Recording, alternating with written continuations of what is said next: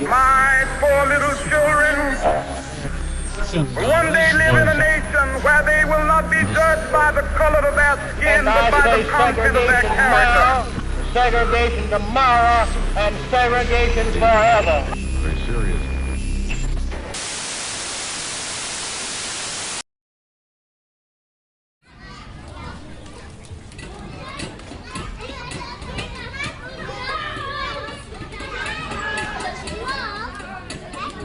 When children are confronted with racism, it does the same damage as pulling the trigger.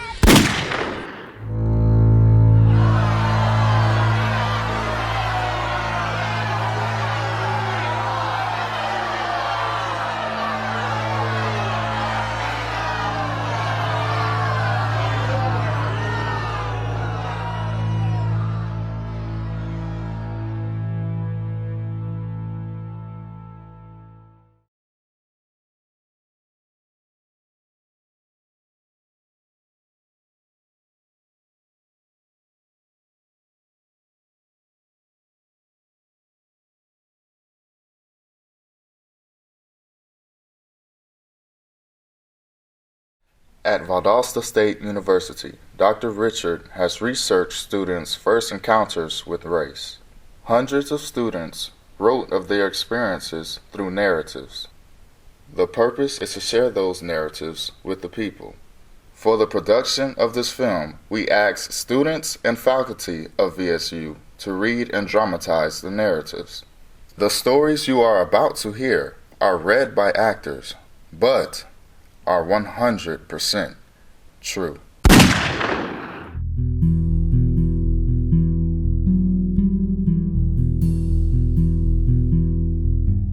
The most vivid remembrance of racism I experienced was at the age of 6 years old. I was very sick, and my mother had taken me to see a doctor. We arrived prior to the office opening hours to ensure that I could be examined first thing that morning. We had to enter through the back door and wait in a small room. Down the hallway, the white patients were in a large room with books, magazines, and comfortable chairs. 5 o'clock in the afternoon arrived, and we were still there. The doctor was walking out and said that it was closing time. We would have to come back tomorrow. The hurt and pain in my mother's eyes was more painful than the illness I was feeling being sick. My mother had nursed and raised this doctor when he was a child. Needless to say, my mother did not take me back to this doctor. My first recollection would be around age 3. I was visiting my grandmother at her small house in a very small town. I was helping her wash clothes when suddenly a bright blue bird landed on the windowsill. I was amazed at how close this bird had landed to us. This moment, my grandmother asked a question. "Have you ever seen a red bird?" I replied, "Yes, but never as close as this blue one." She followed with, "Have you ever seen a purple bird?" I replied negatively. She then asked why did I think that there weren't any purple birds. I was unable to answer this question. She proceeded to instruct me that blue and red birds never make purple birds because it would be against nature, and this should be insane in relation to people. I didn't fully understand exactly what she was aiming toward. She said, "What kind of animals do mix colors?" I immediately thought about dogs, goats, cows, and pigs also mix in one color. If you ever want to achieve flight like the birds, you should never lower yourself and mix with a person of another color.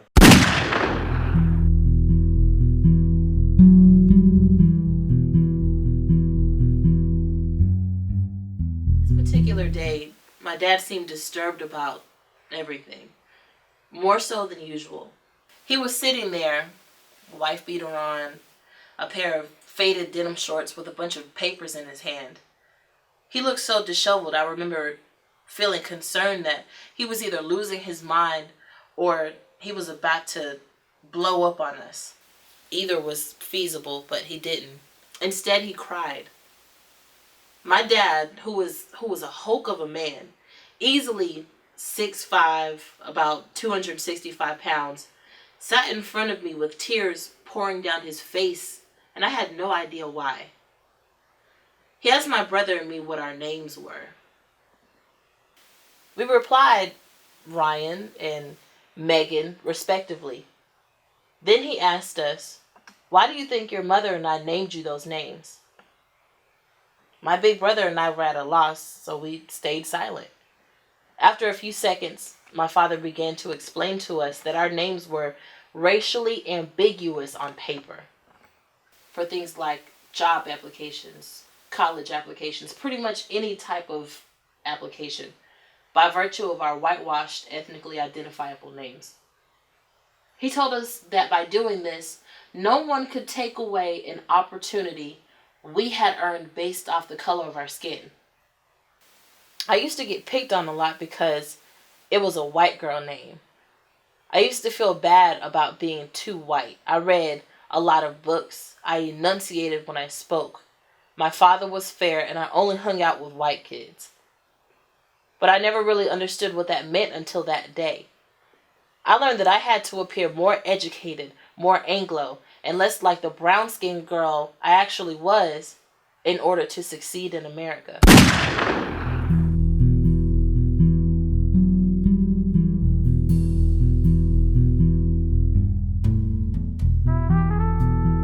I was taught from a young age that people who spoke differently, looked differently, or believed differently were beneath me. Consequently, I never considered myself to be prejudiced, even though I made racist comments. I was merely stating facts. When I began working in Maryland, I realized immediately that working with so many different races made me uneasy. One technician was from the Virgin Islands, another from Africa, one from Iran. I soon realized, however, that people of different races were not unequal. We all showed common goals. We were all working toward bettering ourselves for the sake of our families. I thoroughly enjoyed working with this most professional group of people.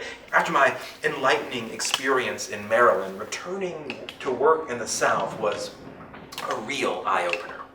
I was finally able to see just how discriminatory some people are. I worked in a new car dealership in a small Georgia town. I was truly amazed at how racist everyone was.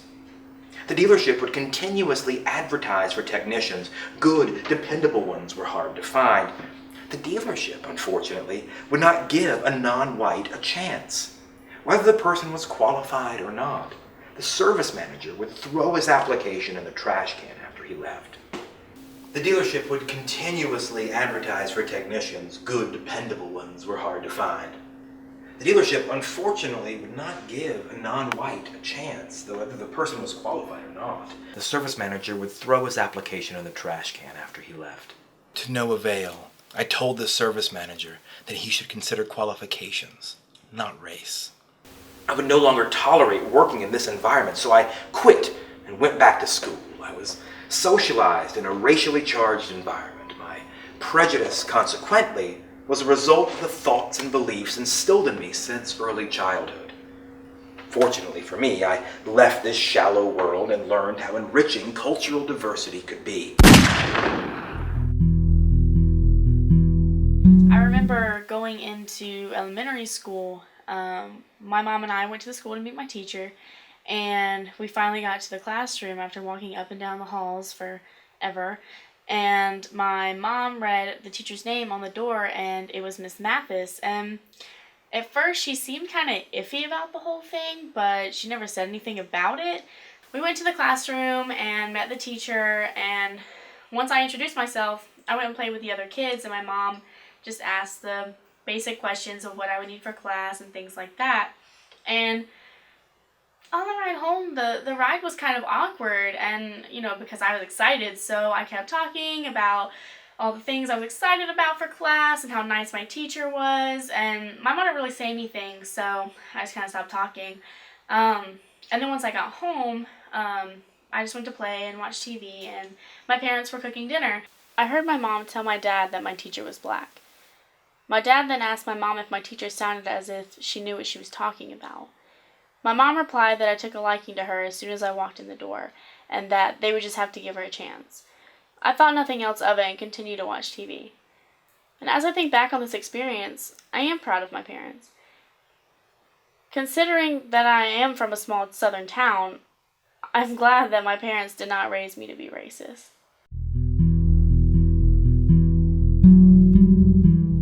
The scary thing about racism is that it is actually unnoticed by Southerners because we are so used to it. When other people of color, or even Caucasians, come from other areas of the world, they recognize racism more. Being African American, especially, I have ruled out the idea of being first or being hired for a particular job while living in the South. Part of this mind frame comes from the way I grew up. My parents always taught us, stay away from whites. Do not make them your enemy. Do not trust those blue-eyed devils. One memory of racism that I have is walking home from elementary school when a car full of Caucasian males yelled out at me, "Go home, nigger." After that event, my mother had to pick me up from school or even sleep with me at night for fear of those Caucasian men. That incident left me with a fear of walking in my own neighborhood or even enjoying myself with my friends. The very thought of walking home from school was out of the question, especially alone.